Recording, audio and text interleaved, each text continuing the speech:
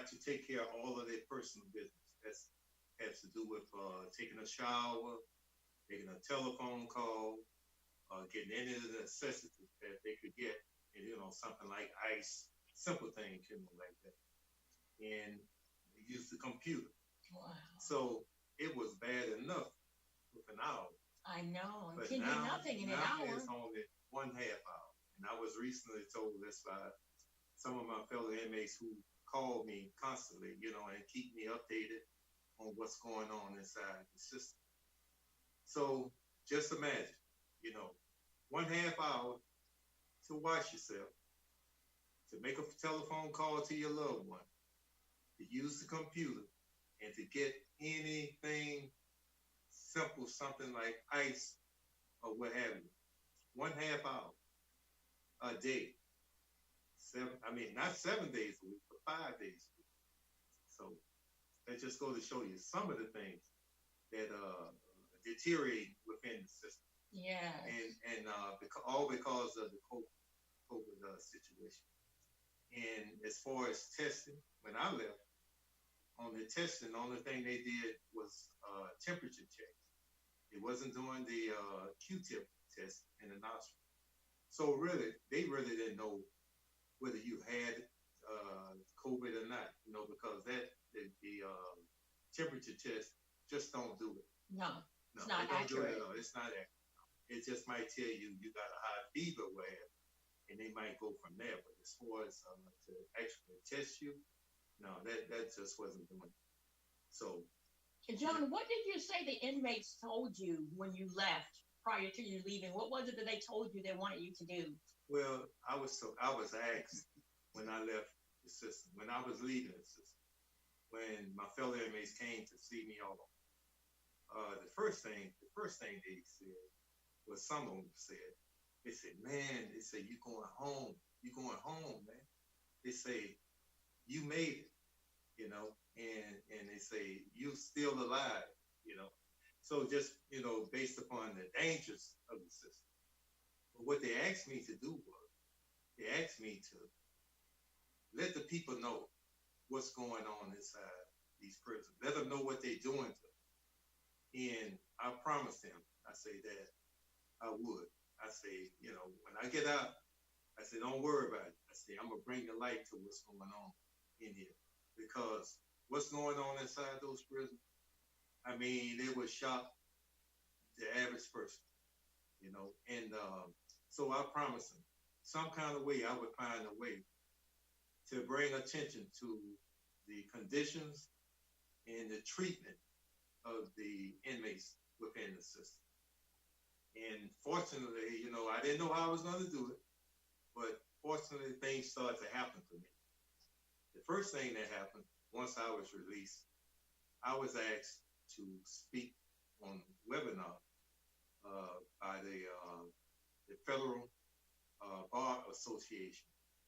And they asked me would I come on and speak and represent the inmates on behalf of the compassionate release.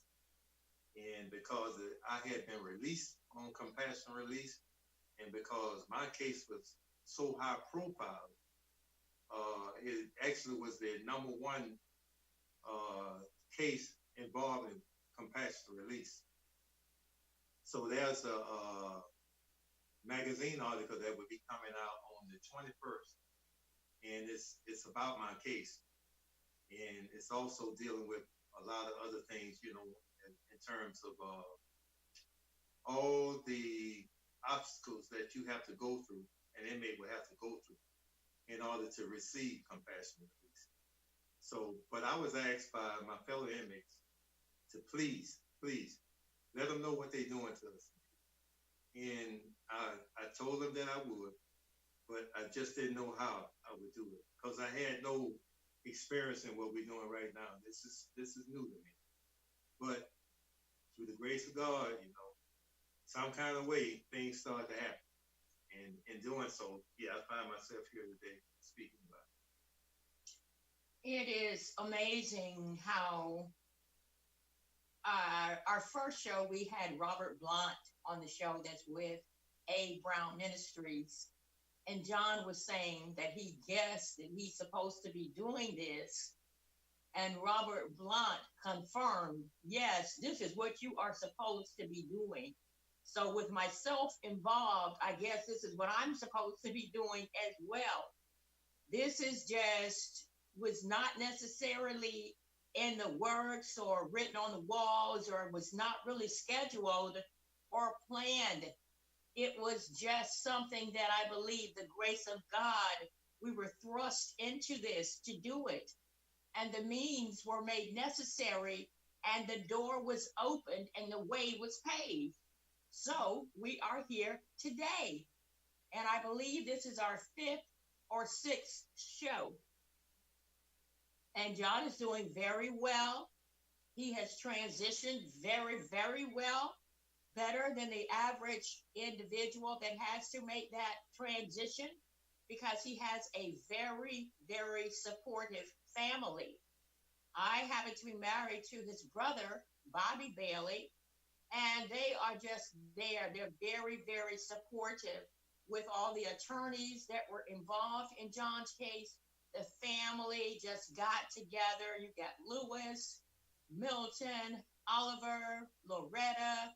I don't want to miss any names, but it's a large family, and they all came together in support of John. And they flew out to West Virginia and brought him back here on the plane. And John has been living with his sister, Loretta Glover. And it's been, he said the transition has been pretty smooth for him, unlike some other people who don't even want to get out. They don't want to get out because they don't know how they're going to make it. They don't know how they're going to survive. They don't know.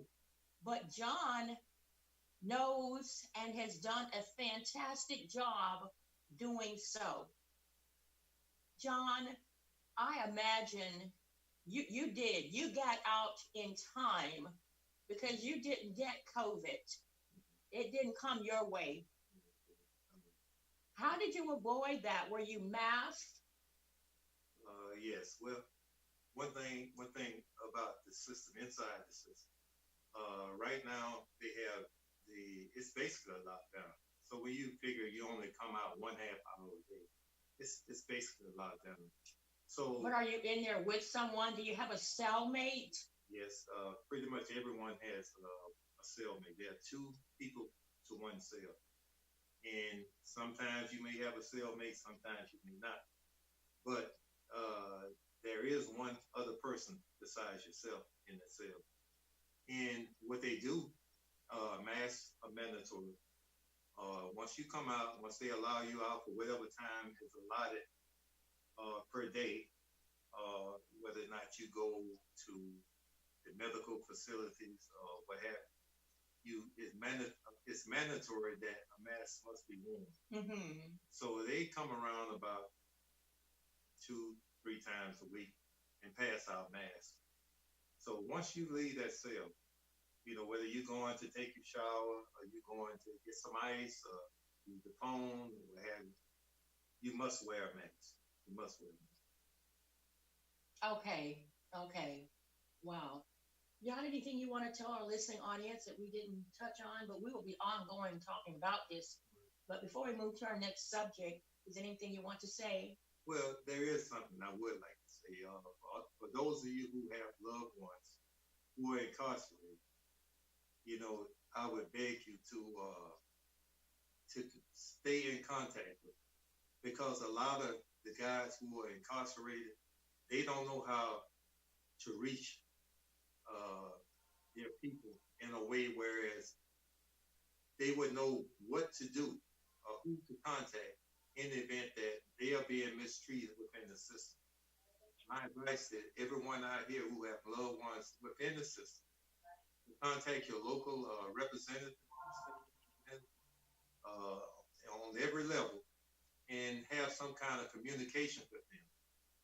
Those representatives work for you. They are in office because of you. So use them. And when you have situations where your family is being mistreated within the system, call upon them, demand that they look into your situation. Because you are the one that put them. They work for you. So don't allow them to just use your vote and become the person that they are. And then they turn their back on you and not allow themselves to be of service to you. So make sure that these representatives call them. They're in your local phone, your local books. You could download them on the apps, and you have their number. And I advise you, if they do not represent you in the proper way, then vote them out. Vote them out. A lot of you all probably may be wondering, what was John incarcerated for? John will tell you that. John, tell them what your charges were and a little bit about that.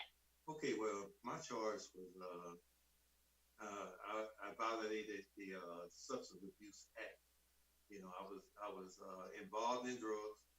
You know what I'm saying? And I got convicted of that. So conspiracy, to sell and possess cocaine and heroin. And did you use the drugs, John? No, I never used drugs. I sold drugs, but I never used. Never used them. You just sold them. That's interesting. I never had any desire whatsoever to be high. It's something that I tried. I spoke about this last time. Tried to smoke me a joint one time. You know what I'm saying? But just because I was with some friends, but it was just something I said, no, this is not me. And that was it. And I have drank a little wine before, and I didn't like that. I started getting a buzz. That's it. And so it's just not me. I don't like that feeling of being high, intoxicated or anything like that. I like to be in control of myself. Mm-hmm. It's just something I chose not to do. It never had no interest in me to use drugs. But I abused drugs, but I didn't use them. Okay. Right. Well, one of the reasons that we are touching on the different reforms that I mentioned, criminal, prison, and sentencing, is we all know the prison does need to be reformed. However, the sentencing reform, I believe John told me that his sentence was something unbelievable. Several life sentences and something like 150 years. Who's going to serve several life sentences when we only have one life to live? So that's where the sentencing reform comes into play. So, of course, they give people all this time that can't be served. It's just it's just impossible. It can't be served. So that is the focus, not exclusively, though. Every time John and I talk, it's not going to always be about that, but we definitely have to mention it. And we will be moving further on to the show. We have Nadira and David Mohammed. Are you all here? You want to say hello to the audience? Yes, ma'am. Thank you so much. We are absolutely wonderfully excited to be here. Thank you so much for having us. Thank you, John, for telling your story. I really feel very near and dear to your story. As I have had a loved one, my father to be exact, to be in the prison system, and actually he passed on in the prison system. So, I definitely have some reality through experience as a child in your story. So maybe later Tangela will allow me to share. I definitely wouldn't mind sharing. And of course, we have my husband here. So, so thank you so much. Yes, hi, thank you. And share your story. We'll make it brief. Yes, ma'am. No, I just wanted to say hi and thank you for having us. You're welcome. You're quite welcome, David. Absolutely. So, Brother John, my father, his name is and was Lee Henry Green, born and raised in the city of St. Petersburg. And he was known affectionately by myself and everyone that knew him, loved him, by the community as Bo Cat. he has a very great history here in the city of St. Petersburg. And unfortunately, my father did go to prison by association. He went to prison by association, dealing in stolen property. And I have to say that, you know, when he went to prison, I actually say to myself, and it was truly my experience, I went to prison as well, because I still know his prison ID number, which is 050587. And this is over 20 years ago. So, you know, I had to go there as well.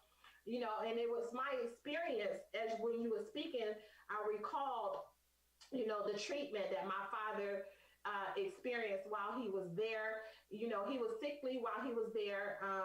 He had, well, they diagnosed him with lung cancer, but that's a whole nother story. Anyway, he was in the medical ward. And I can truly say from my experience as a child, handling his affairs and his own personal experience of what he communicated to the family, he truly felt like a nobody in there. And the way he was mishandled and handled. And he kept saying to us, you know, they are just experimenting on us. You know, he kept feeling like he was an experiment, you know, through the medications and just the whole way that he was treated and handled. Though he was in prison, he still meant something to somebody, you know, through his children, through his family. So I would highly encourage us, you know, as a people, as a culture, you know, that we really have to stay near and dear to our loved ones that's in jail. And you're right.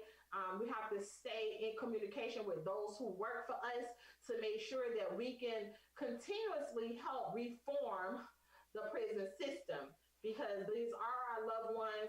They may have made bad choices or bad decisions, but it don't necessarily mean that everybody in there is bad, if that makes sense. So thank you so much, and I appreciate it.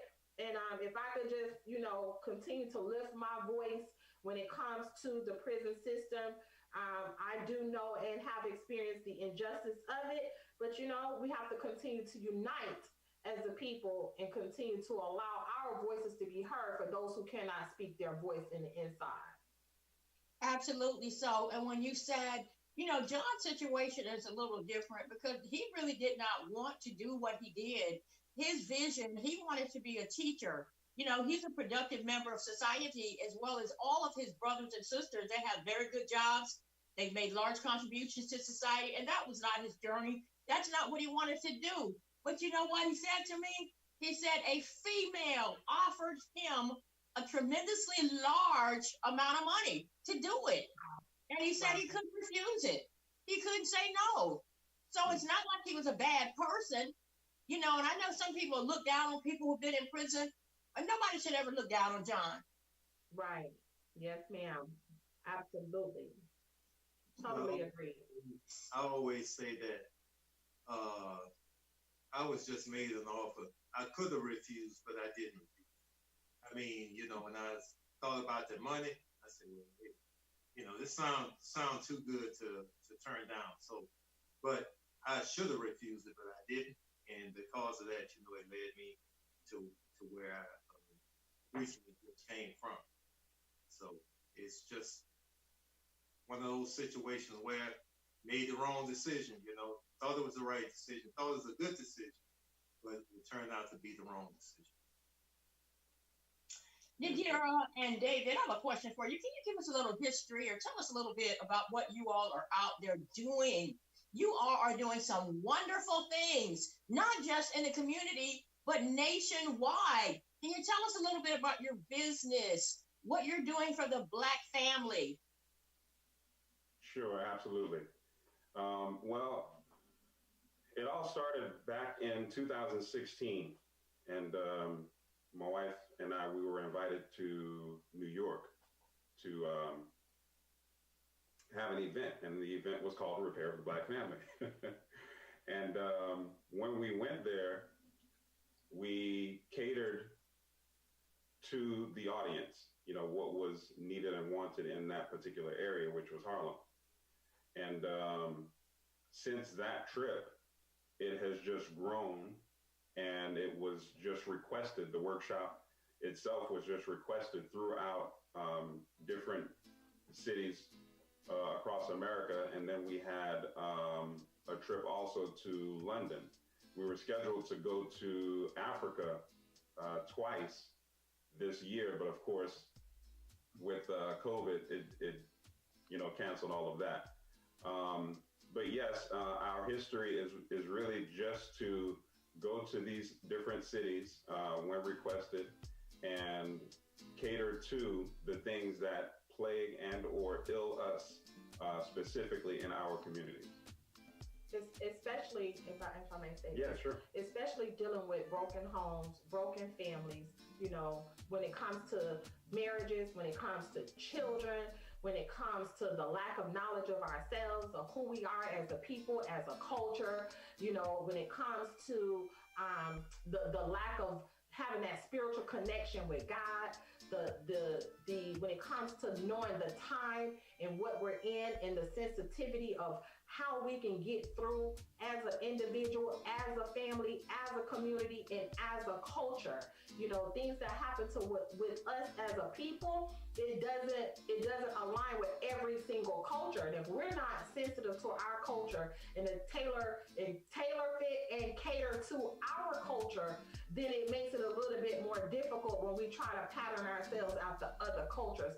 Right. So our love, our passion is for the struggle.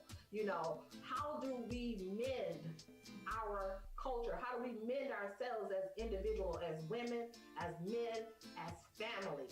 So going back into the basics is what we desire and what we really communicate. How do we bring back the family structure? Right. And when we look at it, we are broken people. You understand? So with that being said, can we mend the family? Absolutely. We just need to go back to the basics. I was fortunate enough to be able to purchase some items from you, Nadira and David. In terms of repairing the Black family, as I stated earlier, December is dedicated to health and wellness. And my husband and I have always been into juicing, herbs, kind of holistic things, more of the Eastern medicine versus Western medicine without the chemicals. And Ladira and David have a business, and we want to let you all know what they're doing in terms of trying to repair the Black family. They are offering holistic consultations. They do seminars. They do one-on-one seminars. And we're going to take a break right now. And on the other side, I'll finish telling you guys what's going on. Thank you.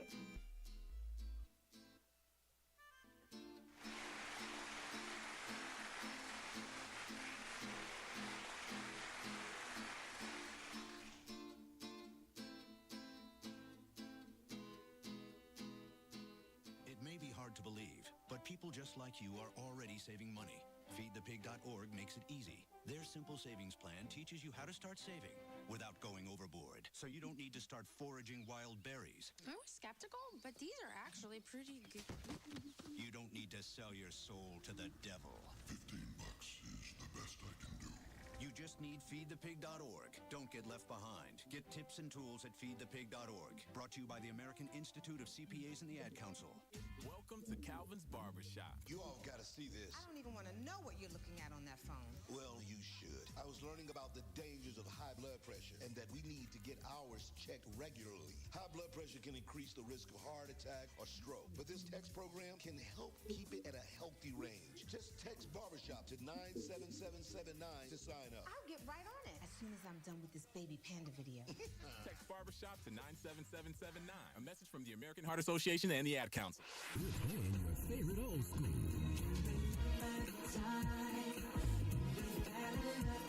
Today's R&B. With a smooth touch of jazz.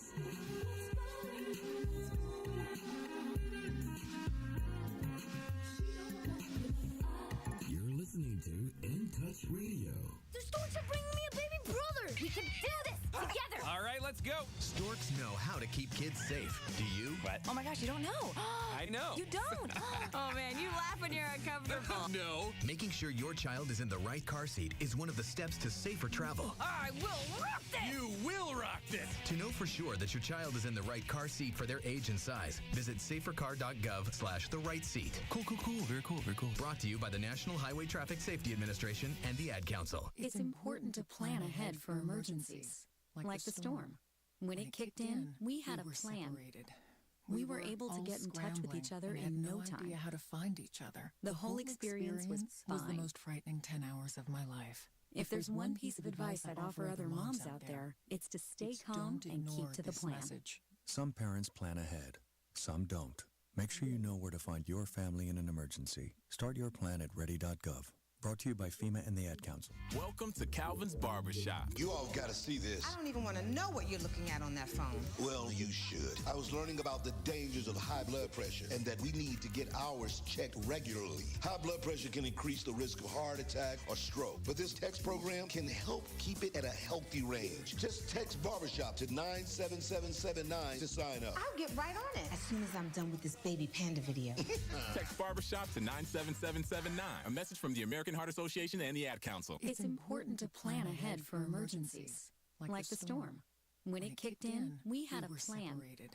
We were able to get in touch with each other in no time. Idea how to find each other. The whole experience was fine. The most frightening 10 hours of my life. If there's one piece of advice I'd offer other moms out there, it's to stay calm and keep to the plan. Message. Some parents plan ahead, some don't.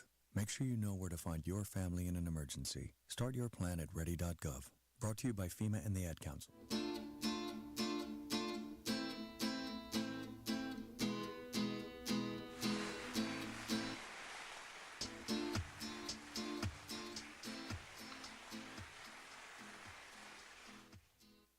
Good afternoon and welcome back to Our Voices.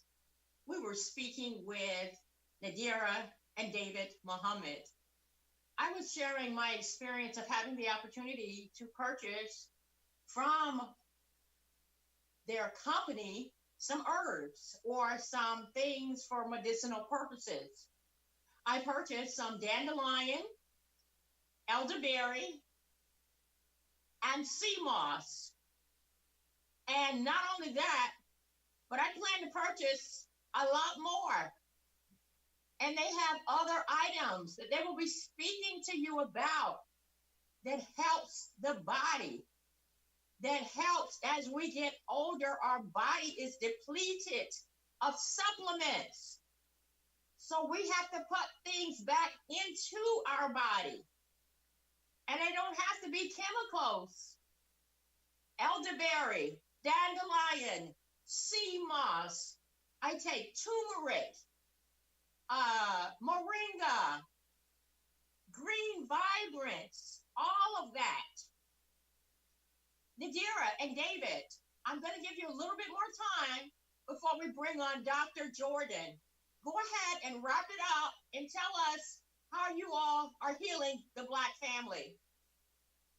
Absolutely. My husband was like, you go ahead and speak. All right. So, one of our main focuses is how to eat to live, because as a culture, we've been taught to live to eat. We eat all day, every day, and we don't just eat the food, but we eat improper food. So one of our biggest things is proper education of what foods to eat. And I thank God for the Most Honorable Elijah Muhammad, who taught us how to eat to live, which is a book 1 and 2. And in that book, you were at my store doing that. I remember. Absolutely. Yes, ma'am. So in that book, the one thing that we focus on is, for those who are willing to truly live, and not just be here, but the quality of life, is teaching us how to eat the proper foods and the proper times to eat your foods, right? So that your digestive system can rest. We focus a lot on fasting, teaching people how to fast, teaching us how to, transition into one meal a day, which will sustain our lives, and eat the proper food, which I will always start out with the navy bean, right? Learning what the science of the navy bean and how it has all of your proteins, all of your trace minerals and all of the things that you need to sustain your body. And during this time, the COVID-19 COVID time period that we're in, we were blessed to help over 100 and something people to come through the COVID. And one of the things, well, not one of the things, but what we implemented was CMOS because it's so readily accessible to our people. You know, a lot of people are informed about CMOS. So we help them with the CMOS. We help, which has 92 trace minerals. We are really like starving for minerals in our body. So it helps with getting the trace minerals in there.